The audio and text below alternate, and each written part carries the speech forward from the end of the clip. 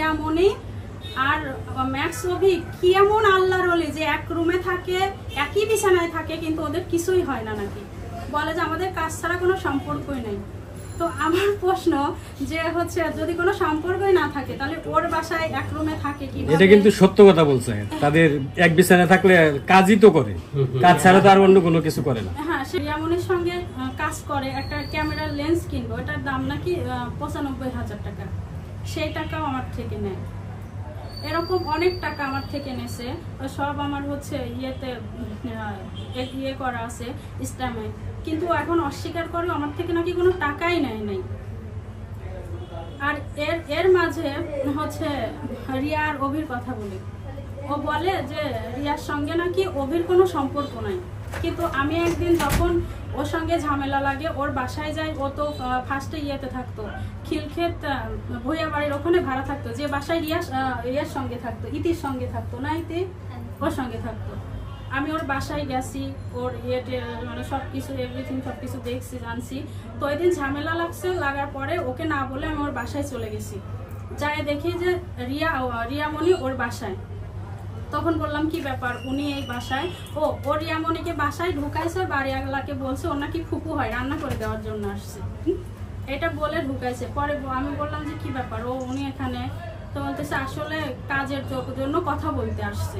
এরকম মানে এরকম অনেক বার লুকায় লুকায় বাড়ে যায়, আমার থেকে টাকা নিয়ে, অভি আমার থেকে টাকা নিয়ে বাড়ি গিয়ে টাকা ছিটায়। মেয়েদেরকে নাকি টাকা ছিটাতে হয়, আমি তো কখনো বাড়ি যাই না, এই বিষয়গুলো জানি না।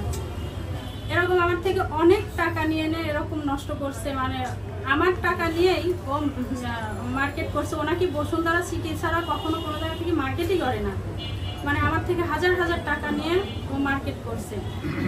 আমার টাকা নিয়ে ও রিয়ার সঙ্গে মার্কেট করছে। তারপর হচ্ছে ওই শুটিং এর যে দেখছেন আপনারা হাতে ট্যাটু করা, মানে আমার টাকা নিয়ে ও রিয়ার সঙ্গে শুটিং করছে। আবার আমার টাকা নিয়ে ও সেলুনে গেছে ওর সঙ্গে ট্যাটু করার জন্য, ট্যাটু করা, চুল কালার, হাবি দাবি সব। আর এদিকে আমাকে বোঝায় কাজ ছাড়া নাকি ওদের কোনো সম্পর্ক নেই, কিন্তু ওরা বারে যায়।